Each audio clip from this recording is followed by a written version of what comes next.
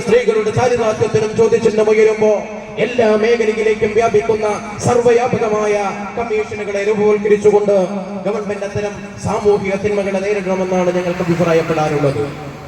എന്നാൽ ഏതെങ്കിലും അടിസ്ഥാനപരമായ വിഷയങ്ങൾ ഉയർന്നു വരുമ്പോൾ മാത്രം അതിനെ മറച്ചുവെക്കുന്നതിന് വേണ്ടി, അതിന്റെ വികാസത്തെയും അതിന്റെ പ്രഭാവത്തെയും തടയുന്നതിന് വേണ്ടി കമ്മീഷൻ റിപ്പോർട്ടുകൾ അവതരിപ്പിച്ചുകൊണ്ട് കാലാകാലങ്ങളിൽ മാറി മാറി വരുന്ന ഗവൺമെന്റുകളെല്ലാം വളരെ നിക്ഷിപ്ത താല്പര്യത്തോടു കൂടിയാണ് പ്രവർത്തിക്കുന്നത്, പ്രമേയം നടത്തുന്നത്.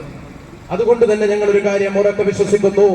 ഇന്ത്യയെ സംബന്ധിച്ചിടത്തോളം സംവരണ തത്വങ്ങളുടെ ഏറ്റവും അടിസ്ഥാനപരമായി നടപ്പാക്കണമെന്നുള്ള ആശയം ഇന്ത്യയിൽ സമർപ്പിച്ച ദളിത് രാഷ്ട്രീയത്തിന്റെ, പിന്നോക്ക രാഷ്ട്രീയത്തിന്റെ ചുരുക്കപ്പേരാണ് പീപ്പിൾസ് ഡെമോക്രാറ്റിക് പാർട്ടി PDP എന്ന് എന്റെ പ്രിയപ്പെട്ട ശ്രോതാക്കൾ അറിയണം.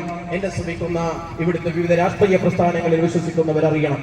നിങ്ങളൊക്കെ വിശ്വസിക്കുന്ന രാഷ്ട്രീയ പ്രസ്ഥാനങ്ങൾ ഇന്ത്യ രാജ്യത്തെ തൊഴിലാളി വർഗ സർഗാധിപത്യം ഉയർത്തിക്കൊണ്ടുവരുന്ന ഇന്ത്യൻ കമ്മ്യൂണിസ്റ്റ് പാർട്ടിയായാലും രാജ്യ സ്വാതന്ത്ര്യത്തിന്റെ സമരങ്ങളുടെ മുഴുവനും ഉത്തരവാദിത്വം ഏറ്റെടുത്തുകൊണ്ട് അധികാരത്തിന്റെ ഉത്തുംഗ സോപാനങ്ങളിൽ ഒരുപാട് കാലം വിരാജിച്ചു കൊണ്ടിരുന്ന ഇന്ന് അധികാരത്തിലേക്ക് എത്താൻ വേണ്ടി യാചിച്ചുകൊണ്ട് ഭിക്ഷാടനം നടത്തിക്കൊണ്ട് കേരളത്തിന്റെ ഇന്ത്യയുടെ ജനാധിപത്യ സംസ്കൃതിയിലും നിൽക്കേണ്ടി വരുന്ന രാഷ്ട്രീയ പ്രസ്ഥാനങ്ങൾ ഇവിടുത്തെ അധികാരത്തിനും ഉദ്യോഗത്തിനുമുള്ള കക്ഷികളുടെയും അധികാരത്തിനും ഉദ്യോഗത്തിനുമുള്ള ഉത്തുംഗ സോപാനങ്ങളെ അലങ്കരിക്കുന്ന ഉന്നത കുലജാതരായ ആളുകളുടെയും മാത്രം പ്രസ്ഥാനങ്ങളായിട്ടുള്ള ഇവിടുത്തെ മുഖ്യധാരാ പ്രസ്ഥാനങ്ങൾ, അവരിലൊക്കെ പ്രവർത്തിക്കുന്ന, അവരുടെയൊക്കെ പതാക ഏന്തിക്കൊണ്ടിരിക്കുന്ന സഹോദരങ്ങൾ ചിന്തിക്കണം.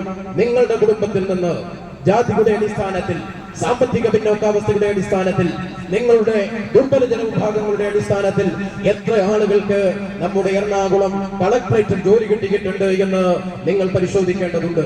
നിങ്ങളുടെ വീട്ടുവളപ്പിലുള്ള, നിങ്ങളുടെ പഞ്ചായത്തിലുള്ള, നിങ്ങളുടെ വാർഡിലുള്ള പ്രാഥമികാരോഗ്യ കേന്ദ്രങ്ങളിൽ എത്ര നിയമനങ്ങൾ ജാതിയുടെ അടിസ്ഥാനത്തിൽ നടന്നിട്ടുണ്ട്?